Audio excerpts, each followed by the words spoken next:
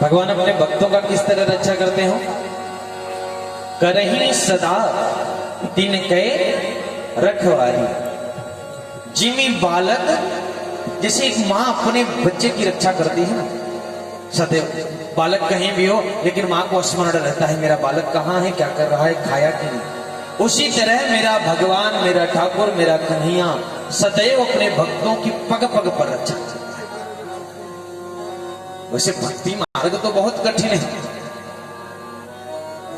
कष्ट अनेक आते हैं, लेकिन कन्हैया सदैव हर कष्ट पर खड़ा रहता है रक्षा करने के लिए।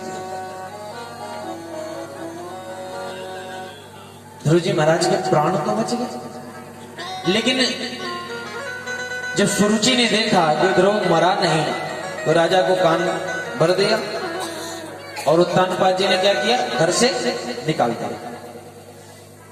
और एक दिन ध्रुव जी महाराज खेल रहे थे, खेलते खेलते बच्चों ने कहा चलो आज सब लोग अपने अपने पिता का नाम बताएंगे। आज सब लोग अपने अपने पिता का नाम बताएंगे।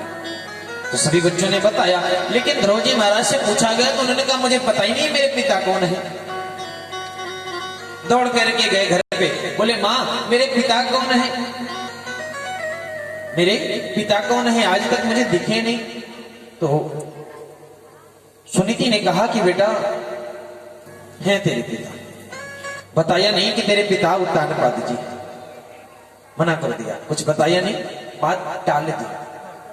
तो ध्रुव जी महाराज दौड़ करके फिर आए, बोले मुझे पता ही नहीं मेरे पिताजी कौन है, मां बताती भी नहीं कि पिताजी कौन है। तो बच्चों ने कहा हम बताएं तुम्हारे पिताजी कौन है। ध्रुव जी महाराज ने कहा बताओ। बोले तुम्हारे पिताजी श्री उत्तानपाद जी महाराज है, तुम्हारे पिता श्री उत्तानपाद जी महाराज है, जो इस राज्य के राजा हैं। तो ध्रुव जी महाराज ने कहा कि क्यों न चले आज पिताजी से मिल के आए। और ध्रुव जी महाराज बच्चों के साथ होकर के और चल पड़े राजमहल की तरफ, पहुंचे हैं पिता से मिलने के लिए। और जब पिता से मिलने के लिए पहुंचे और उत्तानपाद जी ने जब देखा तो दौड़ करके आए और पुत्र को हृदय से लगा दिया, क्योंकि पुत्र तो उन्हीं के थे, पिता का प्रेम। और ले जा करके अपने साथ राज सिंहासन पर बैठा था। राज सिंहासन पर ध्रुव जी महाराज, उत्तानपाद जी और उत्तम तीनों बैठे। लेकिन जब सुरुचि ने देखा ध्रुव को बैठे हुए राज सिंहासन पर, दौड़ करके आई और एक चाटा खींच के मारा और ढकेल दिया सीढ़ियों से, लड़खड़ाते हुए गिरते हुए ध्रुव जी महाराज नीचे आए। और सुनीति ने कहा कि वे बेटा ध्रुव, दुर्लभेर्थ मनोरथम, तो राज सिंहासन पर बैठने के लिए आया है, औकात है तेरी राज सिंहासन पर बैठने की। अरे तू अभागन का पुत्र है, हिम्मत कैसे हुई तेरी राज सिंहासन पर बैठने की। आज के बाद कभी मन में इच्छा तक मत लाना राज सिंहासन की। ये राज सिंहासन पर अधिकार सिर्फ और सिर्फ उत्तम का है। हाँ, यदि तू राज सिंहासन पर बैठना चाहता है तो जाकर के तपस्या कर, और यदि भगवान मिल जाएं तो भगवान से प्रार्थना करना कि मुझे सुरुचि के गर्भ से जन्म मिले, तब तो इस राज सिंहासन पर बैठने का अधिकारी होगा। भक्त और भगवान दोनों का अपमान कर रही है, भक्त का तो अपमान कर ही रही है, लेकिन साथ में भगवान मिल जाएंगे तब उनसे मांगना कि मैं, अरे भगवान मिल जाएंगे तो फिर क्या मांगना, भगवान से भी बड़ा इसका गर्व है, ऐसा दर्शाना चाहती है सुरुचि। भगवान मिलेंगे तो उनसे मांगना कि मेरे गर्भ से तो पैदा हो, तब राज सिंहासन पर बैठे। इतना डांटा कि ध्रुव जी महाराज का कंठावरत हो गया, रोने लगे, रोते रोते राजमहल से वापस आने लगे। घर पे आए, माँ ने जब दूर से सुना कि ध्रुव रो रहा है तो दौड़ करके आई और ध्रुव को हृदय से लगा लिया। अरे बेटा क्या हो गया, किसी ने कुछ कहा, किसी ने माना बेटा क्या हुआ, क्यों रो रहा है। लेकिन ध्रुव जी महाराज का कंठ अवरुद्ध है, कुछ बोल नहीं पा रहे, इतना रो रहे हैं। तभी जो साथ में बालक थे ना, बालकों का हृदय तो एकदम कोमल होता है। बालक क्या जाने संसार के द्वेष भाव वचक। बालकों ने जैसा जैसा सुरुचि ने कहा था ठीक वैसा वैसा स अक्षर सहित सुना था। शब्दों को सुन करके हृदय तो जल गया मां सुनीति का। लेकिन धन्य है सुनीति मां का धैर्य कि सुरुचि के विरोध में एक शब्द तक जो बोला। सुखदेव बाबा कहते हैं परिचित जैसे कोई पुष्प खिल रहा हो और अग्नि की लपट लग जाए, मुरझा जाता है ना, उसी तरह हृदय तो जल उठा, लेकिन मुंह से एक शब्द तक नहीं कहा सुरुचि के विरोध में, और नहीं तो सुरुचि के वचनों का अनुमोदन करने लगे। कहते बेटा ध्रुव, तेरी सुरुचि मां ने कुछ गलत थोड़ी ना कहा, उसने जो कहा सब सही कहा। अरे मैं अभागा तो हूं ही जो आज तक तुझे तेरे पिता का नाम तक नहीं बता सका। मेरे से बड़ा अभागन कौन होगा? अरे तेरी असली मां तो वही है। मैं तेरे सांसारिक पिता के बारे में नहीं बता सकी और उसने वास्तविक पिता के बारे में बता दिया, जो जगत का पिता है उसके बारे में बता दिया। तेरी असली मां तो वही है। गुरु जी महाराज ने कहा कि जगत का पिता? बोली हाँ, वो हर जगह व्याप्त है, हर जगह रहता है। गुरु जी महाराज ने कहा कि मां फिर दिखाई क्यों नहीं पड़ता?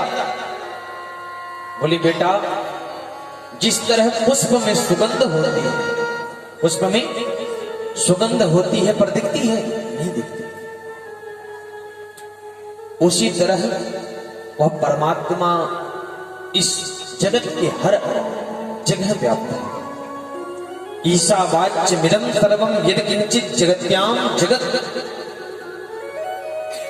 श्रुतियां कहती हैं कि वे वैसी व्याप्नोति सकलम जगत इति विष्णु। वह कन्हैया, वह रसराज पृथ्वी के हर कण कण में व्याप्त है, लेकिन हमको प्रकट करना आना चाहिए। हर जगह व्याप्त है वो मेरा ठाकुर, हर जगह। मां सुनीति ने कहा कि बेटा भगवान हर जगह है, बस भगवान को प्रकट करने के लिए किसकी आवश्यकता है? वो किसकी आवश्यकता है भगवान को प्रकट करने के लिए? प्रेम की। हरि व्यापक सर्वत्र समाना, प्रेम ते प्रकट होई में। ईश्वर प्रकट होता है तो प्रेम से। जहां हमारा विश्वास, जहां हमारी श्रद्धा परिपूर्ण हो जाती है, भगवान वहीं से प्रकट हो जाते हैं। जिस जगह पर आपकी श्रद्धा, आपका विश्वास परिपूर्ण हुआ, ठाकुर जी हमारे वहीं से प्रकट हो जाते हैं। गुरु जी महाराज ने कहा तो मां मैं फिर जा रहा हूं उस परमात्मा को प्राप्त करने के लिए, मैं जा रहा हूं उस परमात्मा को प्राप्त करने के लिए। तो मां ने कहा कि बेटा कहां जाओगे? 5 वर्ष की अवस्था में इतने छोटे से तो हो, आखिर तुम जाओगे कहां? बोले मां मैं जंगल में जाऊंगा, तपस्या करूंगा, जब तक भगवान नहीं मिल जाएंगे तब तक मैं घर वापस आने वाला नहीं। जब तक भगवान न मिल जाए मैं वापस नहीं आऊंगा। अच्छा, मां की तो इच्छा नहीं थी जाने देने की, लेकिन मां ने अपने हृदय को कठोर करके जाने दिया। 5 वर्ष की अवस्था है सिर्फ ध्रुव जी महाराज, कौन जाने देता है? वो छोड़। अरे यहाँ तो 18-18 वर्ष के लड़के हो जाते हैं, और यदि कहीं बाहर पढ़ने कहीं चले गए तो माताएं जाने नहीं देती, रोने लगती है ना। लेकिन अभी सिर्फ 5 वर्ष की अवस्था है ध्रुव जी महाराज की। मां सुनीति ने हृदय को कठोर करके जाने दी, जाओ और बेटा परमात्मा को प्राप्त किए बिना आना नहीं वापस, वचन दिया। ध्रुव जी महाराज ने कहा मां जब तक मैं परमात्मा को प्राप्त नहीं करूंगा तब तक लौट करके नहीं आऊंगा। चल पड़े। जंगल में पहुंचे तभी नारद जी महाराज गुजर रहे थे। नारद जी ने देखा तो नारद जी आए। नारद जी जिसको मिल जाए उसका कल्याण हो जाता है। वैसे गांव इत्यादि में नारद जी के प्रति बड़ी भ्रांतियां हैं कि नारद जी चुगली लगाते हैं। नहीं, हमारे ब्रज में कहते हैं ना कि नारद का साधारण सा अर्थ करते हैं कि नारद, जिसके मिलने से जो कार्य नहीं होना है कोई कार्य रद्द नहीं होता, पूर्ण हो जाता है, वो है श्री नारद जी महाराज। नारद जी महाराज आए। नारद जी ने सोचा परीक्षा लूं इसका वैराग्य परिपूर्ण है कि नहीं, कहीं वो वाला वैराग्य तो नहीं कि घर से निकले रेलवे स्टेशन पे पप्पू की याद आई है? नारद जी ने कहा बेटा कहां जा रहे हो? तो ध्रुव जी महाराज ने कहा कि हम जा रहे हैं परमात्मा को प्राप्त करने, भगवान को प्राप्त करने। बोले तुम तो 5 वर्ष के हो और चले हो परमात्मा को प्राप्त करने, असंभव। क्योंकि इस जंगल में तुम एक रात में नहीं टिक सकते। कितने हिंसक पशु, हिंसक जानवर रहते हैं, ये तुमको रात्रि भर में ही खा जाएंगे, बचोगे ही नहीं।